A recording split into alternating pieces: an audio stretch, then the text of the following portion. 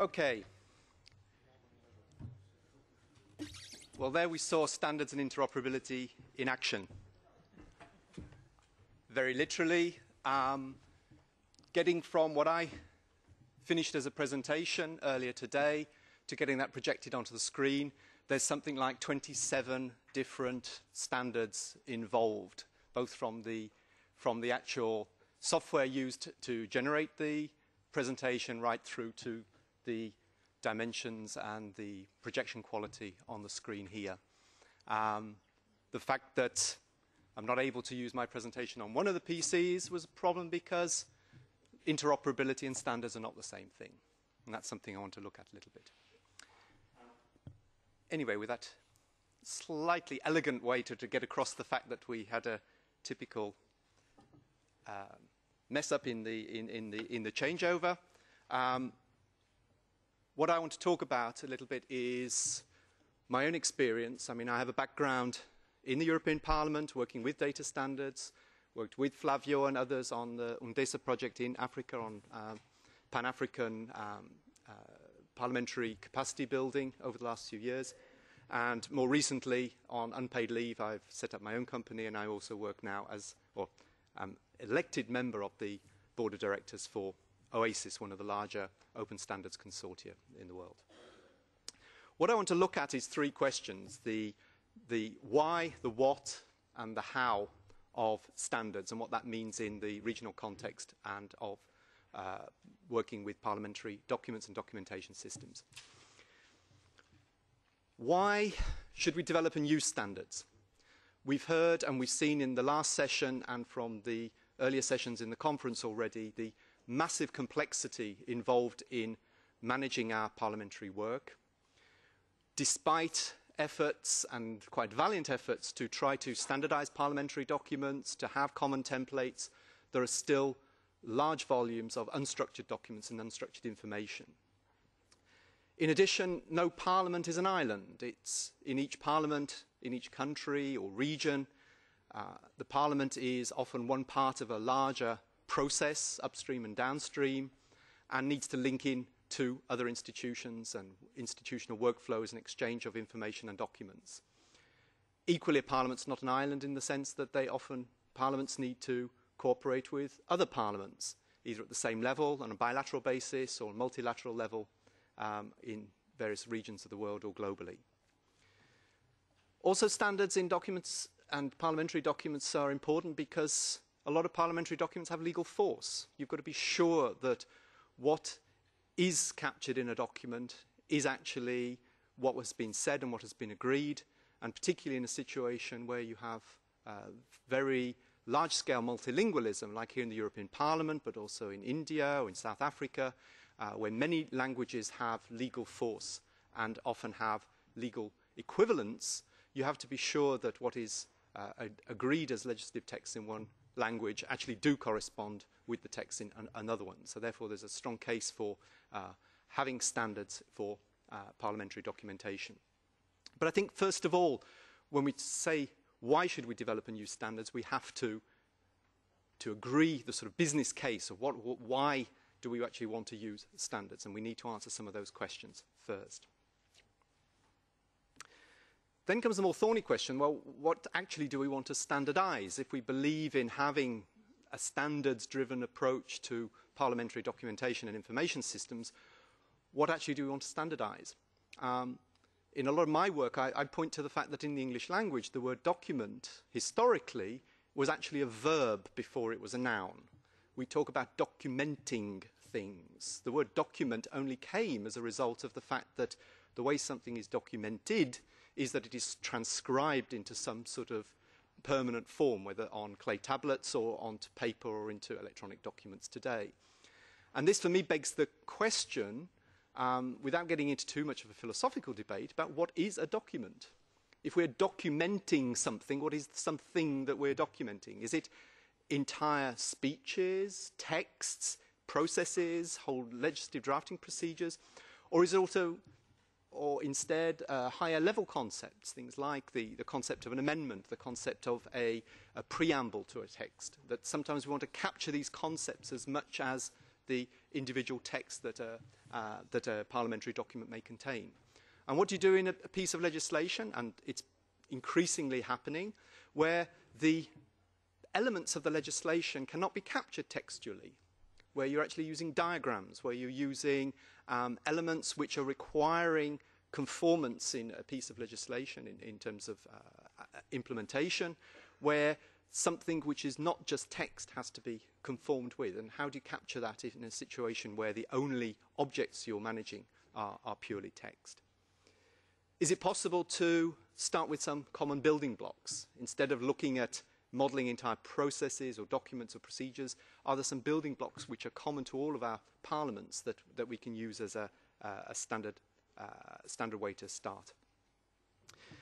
There's often what I call a sort of missing link in parliamentary documentation systems, and that's the higher level of information management, which gives users a sort of view of how different concepts to relate to each other, and without, hopefully without causing too much disruption to the system here, I can show a little example that we did a couple of years ago just in the European Parliament, where we wanted to model, for example, we wanted to provide information about how certain bits of Parliament worked without necessarily relying on text or documents. So maybe a citizen wants to look at, hang on, we should start from the beginning, that might make more sense. Here we go.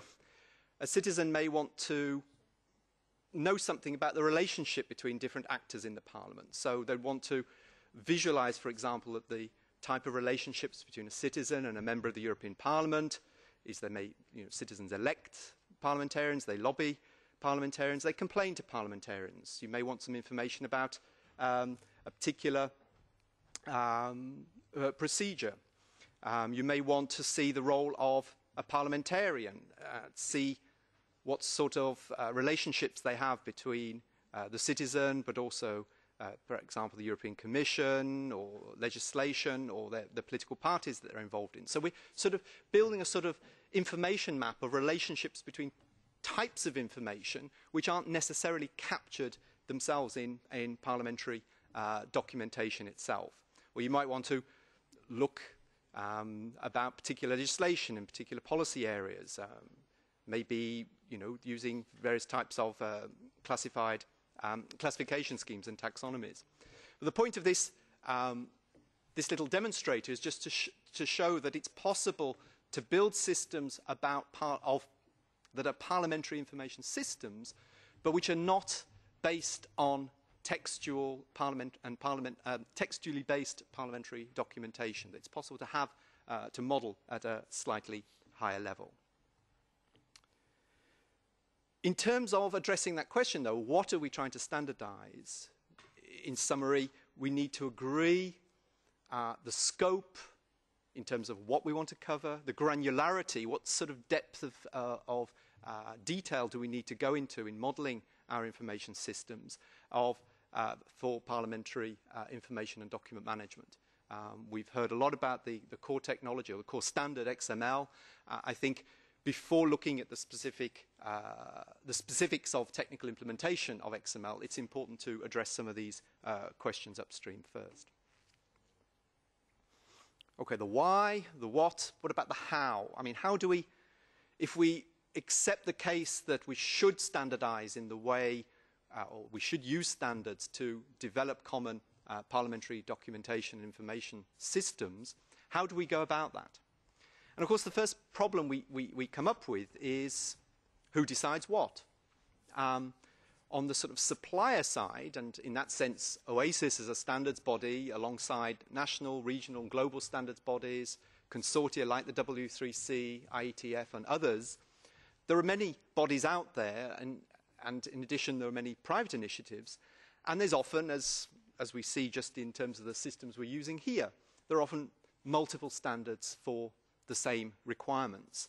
And I think it's important that we recognize today that standards are actually part of like almost a sort of a market of solutions. There is no one-size-fits-all standard for a particular problem. There are sometimes for a particular problem or a particular requirement, there may be multiple standards out there. And often public agencies, and this is where we look at the client side of the problem, public agencies are faced with this dilemma of knowing, well, there seems to be half a dozen solutions to my particular problem, half a dozen standards to address my very clear formal requirements. What are the criteria I can use in order to choose which standards to use? And the question, of course, then comes up, is it purely an information technology issue? Is it a management issue? Is it even a political issue? There was reference made earlier to e-procurement and public procurement contracts. When public services procure for the provision of services, by stipulating, for example, conformance to one or other information technology standard, you may be either opening the market for allowing different suppliers to provide a solution for your parliament, or you could actually be closing people out. By specifying that you require conformance with a particular standard, you may inadvertently be cutting out the use by your parliament of a perfectly legitimate service or software solution. So the issue about how you choose standards and how you go about that process is quite a delicate one. So this, for me, raises the whole issue about governance, both the governance model for standards organisations and standards bodies, but also the governance model within parliaments about how you manage your choice and strategy for information technology deployment and who is involved, who are the stakeholders involved in that. That, for me, and looking at it with the hat on of a standards consortium, a lot of organisations approach us, public and private sector, asking, well, how are the standards developed? And I think how standards are developed is also an issue which may influence the choices that parliaments make in which standards to use. If a standard is developed using a very democratic, open process where any stakeholder can get involved, where there's a clear transparency in the decision-making process, a parliament is going to feel more sure that the outcome of that standards development process is going to properly reflect a wide range of stakeholders. But what happens if you have a process where, for example, in our own organisation, OASIS, in order to be involved in the process, you have to join and you have to pay a membership fee. That's certainly one of the business drivers for our organisation. And then you could say, well, ISO or national standards bodies, it's not anybody that can join. You have to, if you want to be involved in an ISO process, you have to be part of a national standards body. If you're not, tough luck, you have to get involved at the national level. So without going into any polemic about even suggesting that one type of standards approach is better than another, I think it's important to recognise that there are a whole range of different standards organisations available and that they reflect different interests from different stakeholders, have different processes which reflect the fact that there are certain types of work that they're attempting to achieve and for that require different types of model. The other issue related to that is the whole question, of course, of intellectual property. A big issue in the standards world, that when we talk about open standards, we say, well, of course, open standards shouldn't have any intellectual property. There shouldn't be any patent claims or anything which is preventing anybody using that standard free of any encumbrance. The reality is that many open standards, ones we use on an everyday basis, all have intellectual property of one sort or another, with different types of claims going from the very minimum to quite excessive ones. And I think the important thing to bear in mind is not so much whether something has intellectual property associated with it as a standard, but to know it in advance and to know it in a transparent way that allows you to take that into account in terms of the process you're doing. So again, this is all this comes to the issue of process in terms of determining or evaluating standards on the basis of the processes used in developing the standard by particular bodies.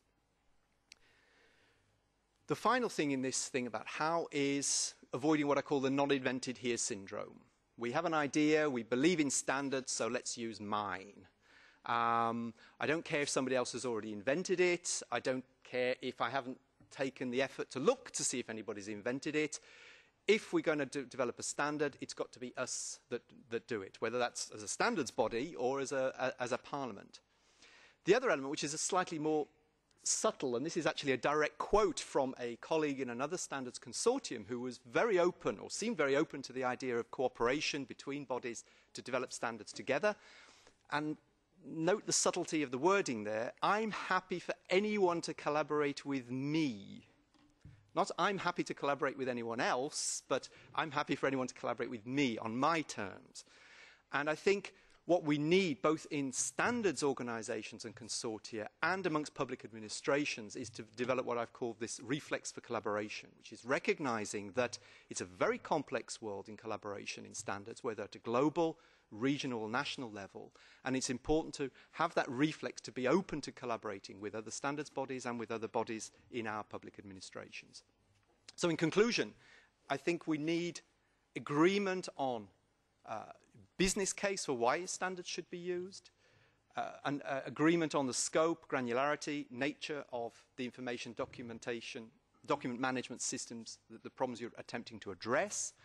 You need to have a clarity on the governance, the process, and the collaboration models you would use. And I would leave with just one little phrase, which is actually something I got from my grandfather when I was about 10 years old, who, very proud of his grandson, sort of said, "Son, you will go far." And I felt really good. That's because you've got a long road ahead.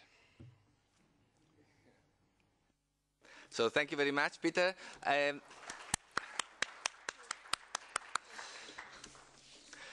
I think we have time for one question, maybe. Anybody has, after this so broad presentation on the issues involved in agreeing on a common standard? So I think we can maybe come back on that, later. And as I said before, now we are going to be presented with two projects where this reflex for collaboration was particularly important and successful, since both projects achieved through in different domains to establish shared standards at a transnational level. First, Tom van Engels, who is going to speak about standards in the law, and in particular focusing on the metallic standards I was mentioning before. Okay, well, thank you for being so patient with us and still staying here. I'm sure that you are also looking forward for the drinks that will be served on 6 o'clock. So, well, we are in not as modern building as we are here today, so we are in the very center of Amsterdam, working on IT and law for a long time. Well, before understanding where we're going to, I think it's good to remember where we came from. So this is what's now Iraq, where basically lawmaking was invented. So this is not due to the American bombing, but it's an excavation. And already 2,000 years before Christ, there were people worrying about modern ways to deal with legislation. And of course, the technology of that time was stone. And so they published laws, and they put the law in front of temples and common places. Everyone could have access to the law. That was the opinion in the time. But of course, also then, only a few people could read. So we had some problems with giving access to the law. So of course, after the Stone Age, we had written sources, and written sources, of course, were then replaced by printing, and it was a very important development because of the allowance of democratization, allowing people to have cheap access to printing, diminishing cost, breaking the primacy of the church. But also in that time, people were complaining, so well, printing is not going to stay, people will always want handwritten book. And this is quite similar to the age where we are currently in, with using XML and digital forms. So a lot of focus has been paid on publication, and a parallel session is about websites and so on and so forth. But so from let's say having prints and radio, television, we now have the internet. But is text the best way to transfer knowledge? And I would say no, for the simple reason that usually it contains legal terms, it's abstract, it's not very clear how concrete situations are to be interpreted by laypersons, and usually legislation is not about the obvious. So for the man in the Clappen omnibus, so the lay persons, laws often look like this. This was a picture taken in Japan. I have not a clue what's meant here. Well, I do have a clue now because a Japanese colleague of mine told that this room entering is not allowed for school children. But anyway, so it's very hard to understand the law for lay persons. And what we want, of course, is to have effective legislation making, and that implies that people have an understanding of potential use, impact on actual situations, insight and potential consequences when violating the norms, and so on and so forth. So our challenge is to not only to automate the parliamentary procedures, but to have effective laws. And effective laws means that we have to inform people about what's allowed if you want to rebuild your house, if you have to do your annual tax returns, if you are moving in traffic, if you are sacked, if you are entitled for social benefits, and so on and so forth. It's not just the citizens, also the people at the law enforcement departments have to understand the laws in order to do their jobs. Well, a lot of progress have been made in using ICT in that field, in the field of implementation of legislation. For instance, this is a very innovative approach developed in a European project where we integrate maps with legislation, where you can just select areas on maps and you can see what regulations hold there, and vice versa. And also there is a long-lasting tradition in using legal information system, like this example. It's an example of a knowledge-based system informing people that make pension arrangement if this pension arrangement is valid if you look at the wage tax law. And it can, of course, explain the decision referring to original sources of law. Okay, so back to the Parliament. We have been focused for a long time on publication, and in publication we have so many proprietary XML formats, and now we're trying to push that further up in the chain and support the people that are at the source of this chain, the legislation drafters and the members of Parliament, with tools to enable them to produce this kind of XML documents. But let me give a picture of the complete chain that we are working on. So first, of course, we have to work on standards in this area, on the sources of law, and we can help people using ICT in the parliaments, but also the judges to make better laws and case decisions using open standards like MetalXGen. It's already been mentioned in the previous presentations, which is an open standard for legislation, legal sources. And there are some standards like national standards, like Norme in Rete in Italy, Accomodato, so compliance standards to the MetalXGen open standard. And the nice thing is that the people working on these national standards and are also cooperating in the CHAN initiative, in the working groups, working on improvement of MetalXGen. So there's a whole community there already. Recently we have had an open source content management system supporting that. Oh, I was too fast, I hope I can go back. An open source content management system called Xstrela, which is supporting legal documents in the form of MetalXGen. Then we have other projects going dealing with an open standard for formalizing the content of that laws in order to enable the applications I showed you before. And one important development there is what I would like to mention is LKIF, which stands for Legal Knowledge Interchange Format, which is a recent open standard for modeling the content of law. So it's connected to MetalX. For legal sources, well, the objectives to start with the MetalX initiative was that we found that there are so many XML formats, and all these different formats and approaches have different levels of expressivity, and there was no exchange possible. And of course we had the risk of a vendor lock-in. the vendor lock-in for the users of this technology, but also an important issue is that it really hindered accessibility of legal sources.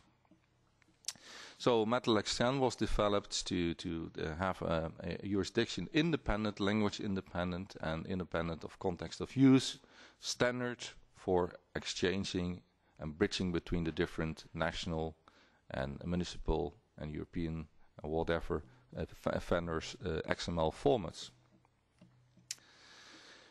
Well, we also provide a transformation mechanism from national standards, like, for instance, in this example is the Italian standard, Norme in Rete, and you can just use the Chan MetaLex schema. You use the national standard schema, and then we have using an ontology, and Peter Brown was referring to it. So we have an ontology explaining the legal terms in documents. And then you can use that to automatically make an XSLT, a transformation, which allows you to transform the national standard into a valid Chan MetaLex document. And that's actually been done in one of the projects that we run. Well, if you look at Chan MetaLex, it has some exploitation usages. Well, the first, of course, intended aims is to have it as an interchange format, and it helps you to bridge between different standards like Norme in Rete, Comune-Toso, Lex Denia. There are other examples there. But there are also some tools developed which use MetaLex Chan as an export format, like the Norma editor, which was produced in Bologna, or the XLegis editor, which is also developed in Italy, in Florence by CNR, ITIG. And well, you can use that also to export, let's say, these national standards into web dev interfaces and so on and so forth. And you can also use it to transfer between different data formats, so transforming from ODF to MetaLex and then to Comune-Toso, just to give you an example. The nice thing, of course, is that you will end up in a homogeneous publishing format, which is very helpful for the publisher market, so many publishers can then adapt their tools just to one format instead of to all the different formats that exist. So it's providing us a homogeneous data format for querying heterogeneous documents. Well, to give you an example of one of the editors, this is just an example which was developed for the Netherlands and will be tested in the Austrian Parliament soon. It's called MetaFax. It's an XML-based editor. And if you see on the left side, you have a repository view, and in the middle a panel for working with the documents. But there's also some insertable elements, which we call templates, which assist legislation drafters making their legal drafts.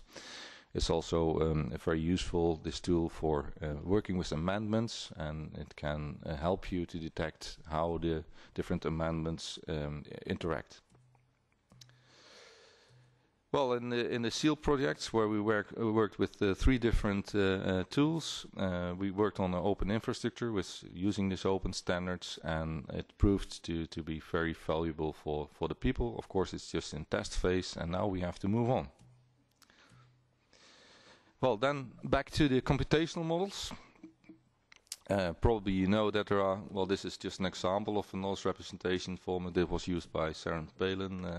Now there are many examples of proprietary vendor formats there as well. So this is just examples from Ruleburst and Haley now.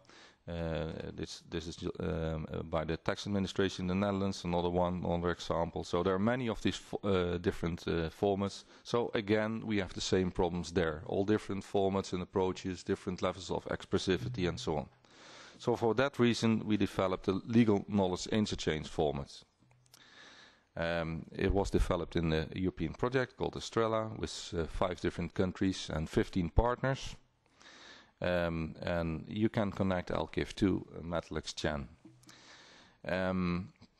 Well, if you look at the website, Estrella website, you'll find all the information. But to explain to you how it's built up, it's using semantic web technology from Unicode, URI to XML, RDF, and then the ontologies in OWL.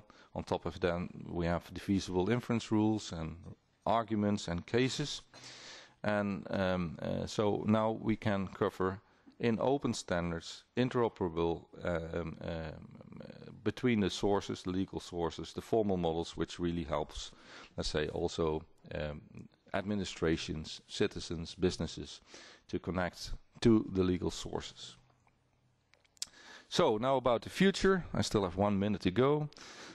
We have so many standards, we are very much likely to end up in this ancient, I started with the history, this confusion can continue unless we work together on this challenge, and that is how to design a stable and law-compliant services with maximum adaptability to accommodate an ever-increasing amount of changes in rules and legislation and organization driven by demands of policies and politics and society.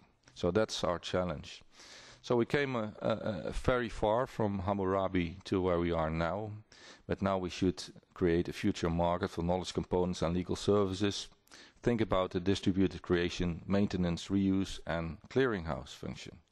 And what we saw in the XML field and the sources covered by MATLAX is what we do now with the formal languages expressing the content of legislation using LKIF.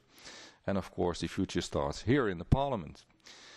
So my invitation to you is adapt to SAN MATLAX, have a look at LKIF and comment on it, continue to stimulate the international cooperation and use these open standards, and instead of building your own sandcastle on the shore, which is very tentative, please work together.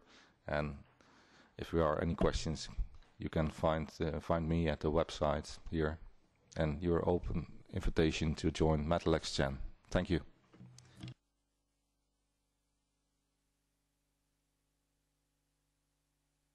Okay, many thanks to Tom van Engels for this presentation where can promote cooperation and integration both horizontally between different national standards as in the MATLAX case, but also vertically between different applications dealing with the law at all different levels, from the sources to legal concepts and knowledge. Any question on this experience? I think okay, I see that we are getting late, and the pressure of time is becoming stronger and stronger. So I think we can move to the last presentation of this session by Monica Palmirani, which will introduce, as I said above, a common TOSO, an open standard for harmonizing legal resources, which aims at providing standards for legal information at the African level. Thank you very much, Mr. Chairman. Good afternoon to all. There is a bigger responsibility to speak the last talk. So my presentation aims to show you a Common TOSO standard and underline the advantages and the characteristics of this standard that is a very good candidate for a regional open source standard for marking up parliamentary documents. So we start from these scenarios. We start from the Parliament legislative process. When we're talking about legislative process, we are involved with a lot of kind of documents. First of all, bill, but also amendments, modification to the bills, debate records inside of the Assembly, but also the committees. And after the voting, there are post-Assembly drafting, consolidating act, and new versions of the same document come up. And finally, at the end of the internal process of the Parliament, we have a transformation of the bill to act with the legal validity for the citizen, enterprise, and society. And the publishing on the official journal make it empower the act to be in force for the society. And after that, we have finally a metadata and classification action coming from, for instance, library of the Parliament, but also other actors that put on the top of this document classification and metadata. So we have a complex situation with a different kind of document, same document in different steps inside of the workflow. and with different validity, legal validity, and inside of the track of the workflow, we find the same document with different meta-information. So Akumantoso, it's a solution of these problems, so heterogeneous problems coming from the Parliamentary Act. Akumantoso started, it was promoted by Johan Indesa in 2004, and is still continuing now. And it's mean linked hearts, but it is also an acronym of a complex statement, Architecture for Knowledge-Oriented Management of African Normative Text using open standard ontologies. So very ambitious goals for these acronyms. Nevertheless, the goal of this standard is to describe legal document structure by XML, with an attention of the document representation, not data format. We are interested in two models. The document, in particular legal document, has a legal document entity, not only a bibliographical entity or a data format between databases. Second goal is to provide a URI naming convention for each legal resources on the net in order to favor the connection between cross-reference inside of country, but also between countries. And finally, to add on the top a strong metadata approach and semantic approach based on all or other standards existing inside of the field.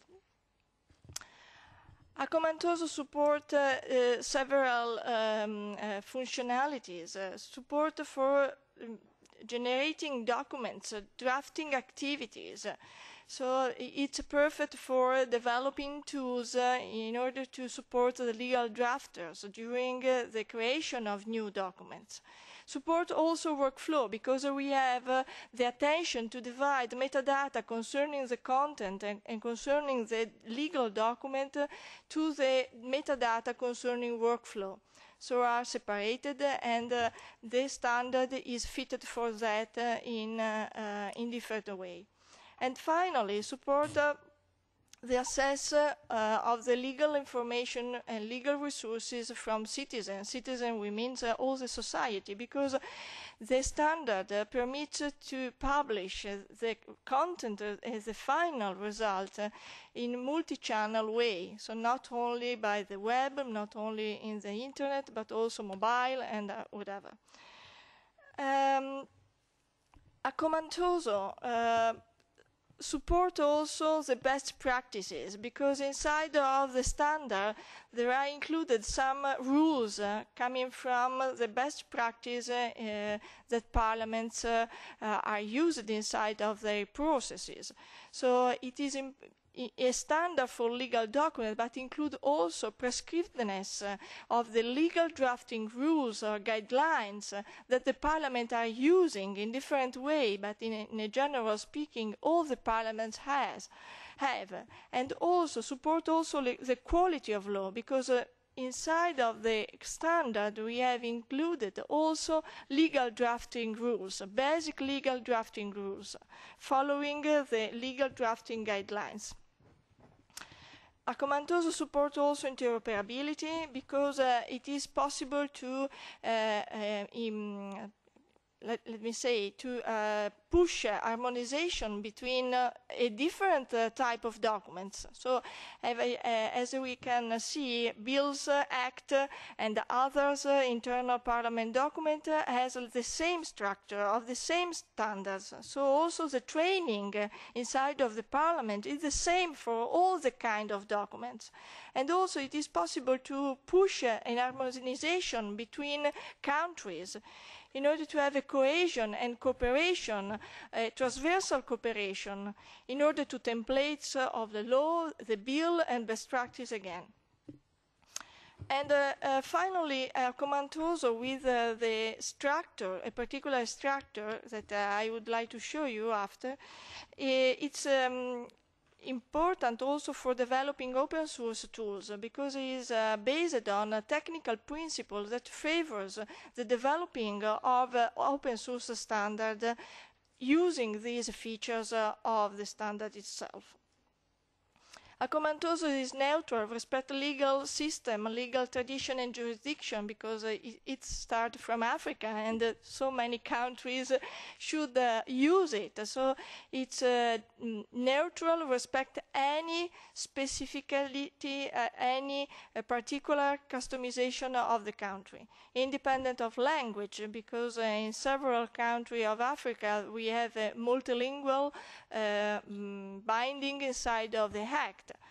Preserve the ontological, axiological structure of a legal document. As I said, is not a data format between databases for favoring interchange between legacy systems, but the focus is a legal document in order to preserve it over the time. Okay. Let me show you some example how Akomantoso preserves this principle. This is an example of Francophone tradition. This is a Cameroon act, and we have a markup with Akomantoso, and as you can see, the structure is based on article. And the standard include a descriptiveness typically for the Francophone tradition. The tag are put in the side of the text according to the tradition in order to help the people to see exactly what they would like to mark up. It's a descriptiveness approach, not a, let me say, a publisher approach or a database approach. This is the same in Anglophone tradition. We have the text of the Act of Kenya, and the text is based on section, not article, and we can notice that inside, the machine is inside of the XML, we have no longer the tag article, but section. And this is transparent from the people, because they can use tools for helping this process, but when from several years the people open the XML, can understand exactly what it means, because it is the description of the legal content or legal text. So this is a very important principle of Akomantoso itself. Another technical characteristics and requirements make Akomantoso neutral and a very good standard for supporting the markup of large countries and regions. Is object-oriented, designed, is based on classes, subclasses, and types, and is pattern-oriented. So it's based on technologies that make it, let me say, quite understandable by software application. There is a unique XML schema, not plenty, has several other standards. And for instance, there are in the world several standards with 40 XML schema, one for each kind of document. And in Akomantoso we have a unique XML schema. There is a strong division between content, what the parliament, what the authority approved in a legal way, and metadata put on the top from different bodies, including libraries. And the third layer about semantics. And again, we have developed a naming convention of a URI, Unique Identification Resource name, for identifying each legal resources independently from the server where it is stored.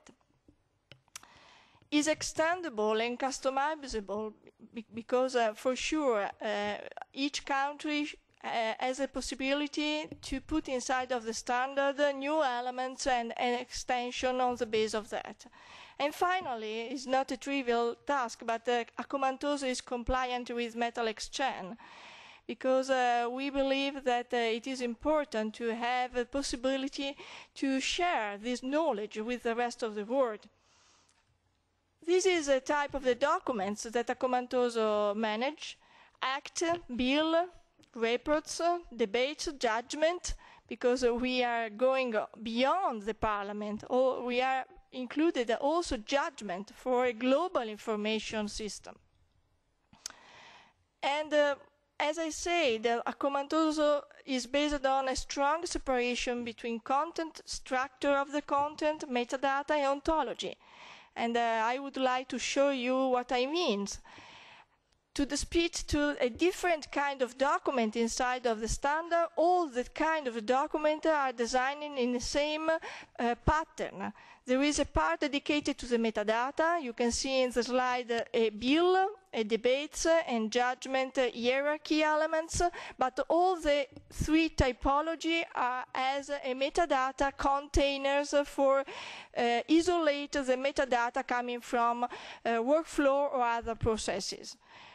After that, we have a front matter, a header information in all the three kinds of documents, a part of normative, the normative part of the document, that in the bill is a body, but inside of the debate is the content of the debate, and finally we have a conclusion and attachment. So if we can see the pattern and the template of the document is the same for the typology of the document included inside Accomatoso.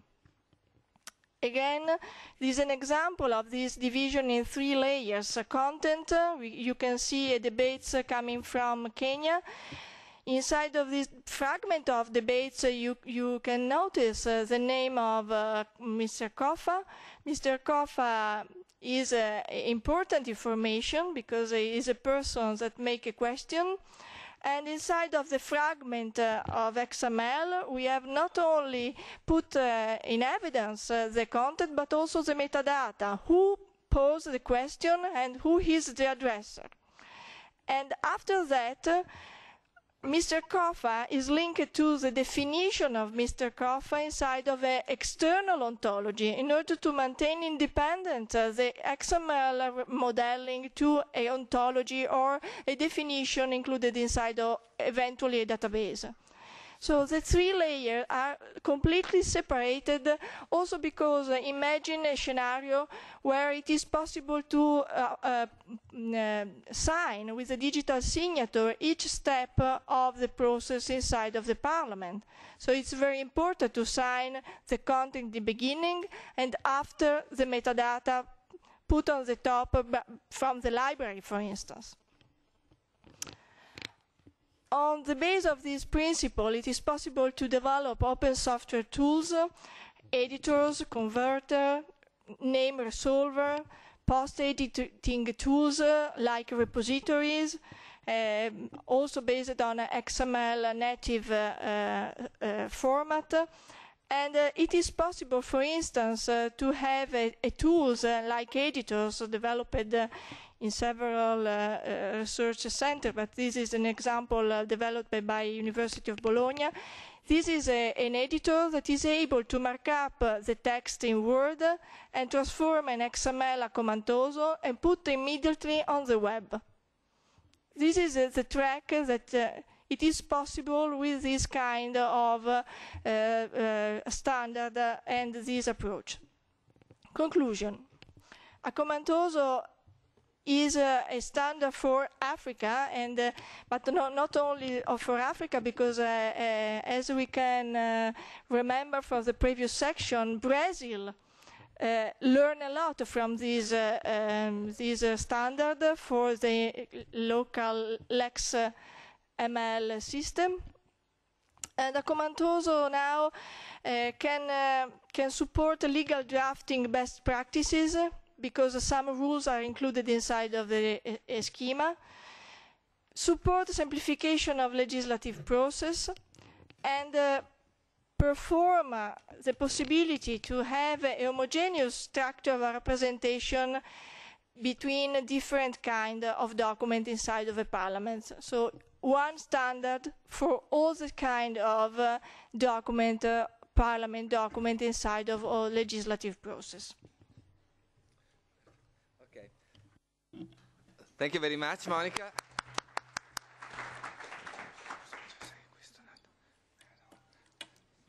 Okay, sorry.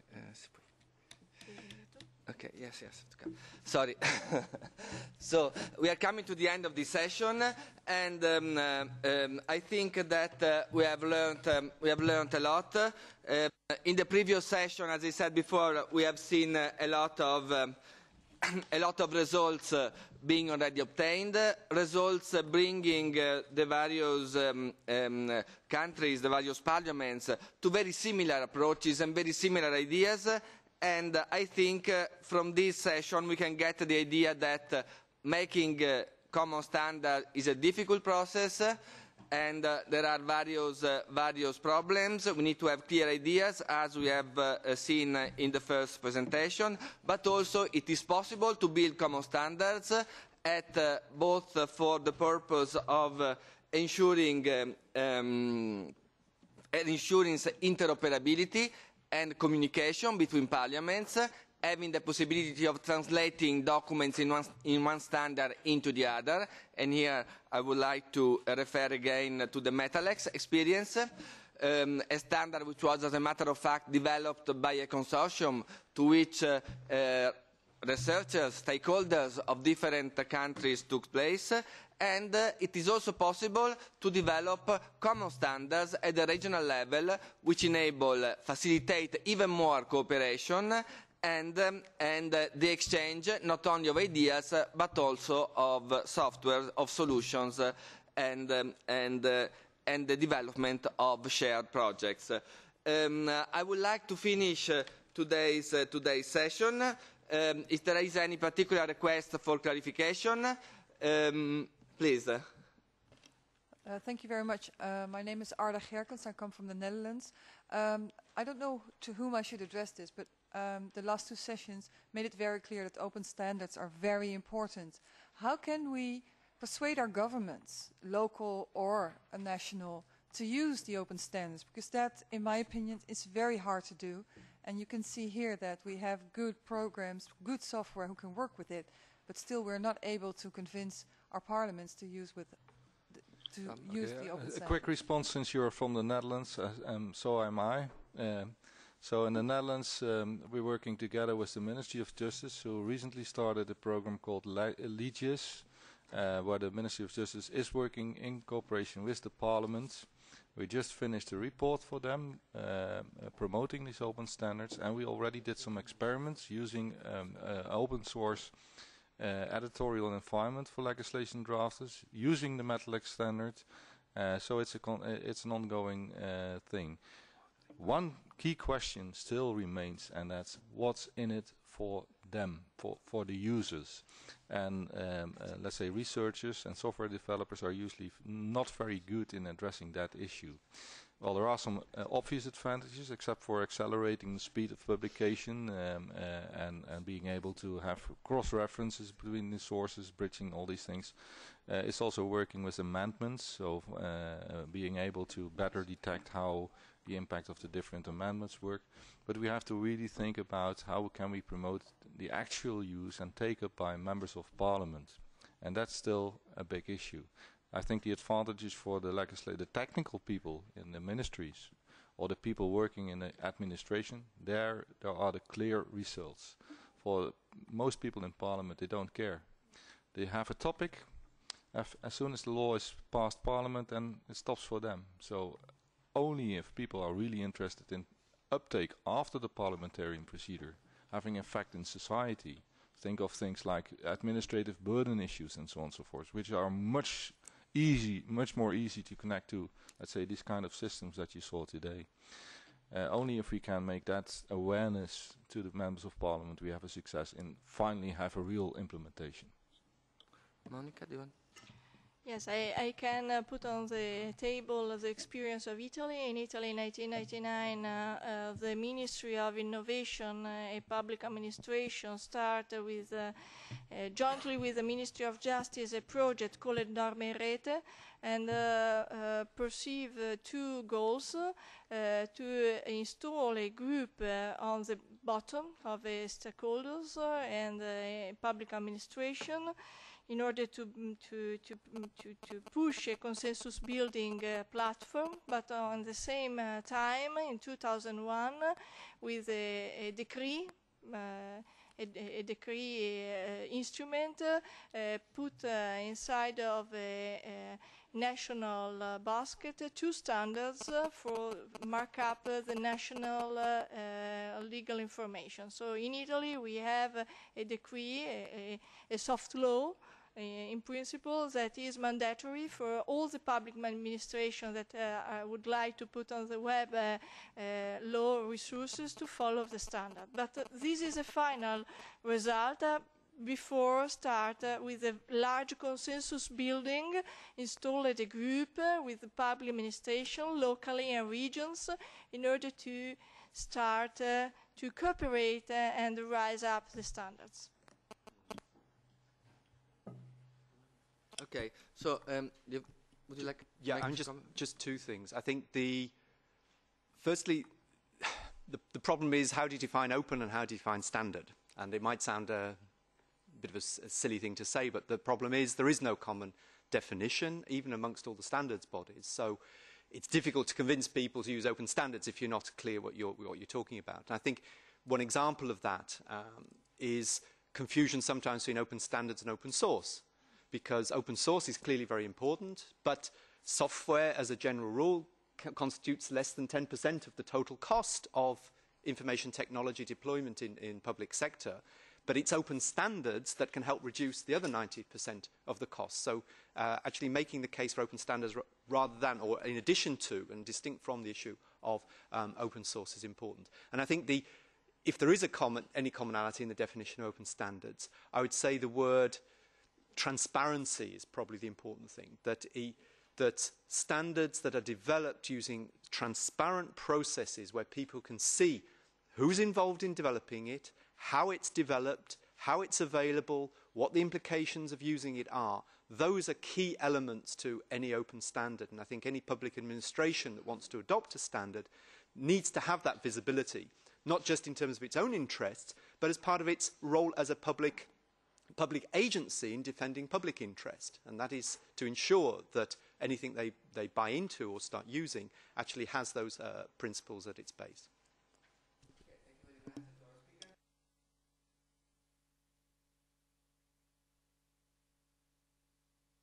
Yeah. Before we finish, I would like that we look at this recommendation that I think synthesizes a bit what we have learned during the 2 sessions of this afternoon. So I would like to read it with you, and then to have your approval.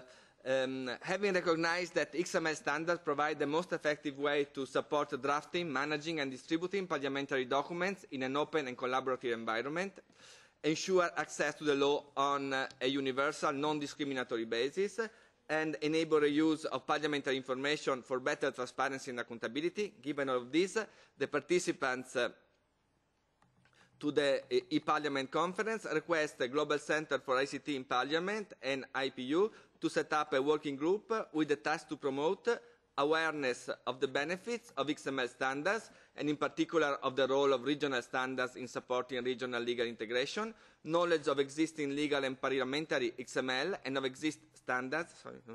and of existing tools for creating, using, distributing documents based on open standards, collaboration and sharing of experiences for the definition and adoption of open standards and best practices. So I think that this may be the kind of recommendation with which I think we would like probably to finish today's session, the importance of open standards, but also the concrete possibility of using them, and using them not only at the national level, but also at a broader level. In the end of this session, I would also like to thank the speakers of the previous session, but also of this one, for addressing all the aspects of this complex but challenging matter. For myself, as I said, the lesson is that there are many things already there. We need to deploy them, and we need to do that also going beyond the borders of our nations. Finally, I would like also to thank the interpreter, especially for what they did during this session when, due to time constraints, everybody has been speaking very quickly, and I think they did a wonderful job in keeping track of all that has been said. So thank you very much to everybody, and let's go to the drink. Sorry? Yeah. If you have questions, the speakers are available outside of this room. Thank you very much again.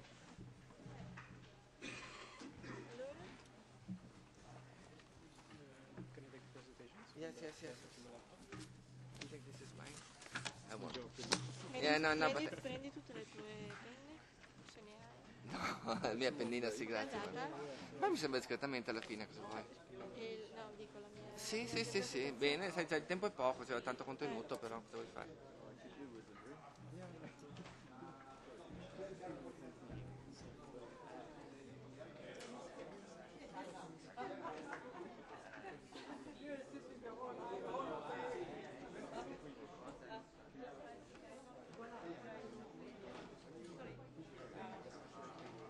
Just a moment. May I try my pen drive, because tomorrow morning I am the first one, and I just would like to. Okay, sure. No, please. Sure. See if everything is okay. Of course. So, what is the session that you is that the IT infrastructure? The document. Okay. Building document system or something like that.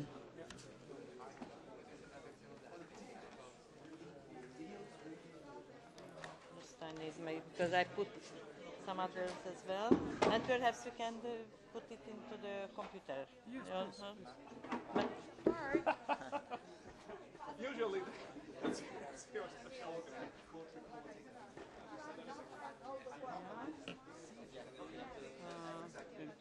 always takes a bit of time before. yeah, okay. Before the key is moved, because the laptop is a bit slow. That's okay, no problem. But you have no, you use this one?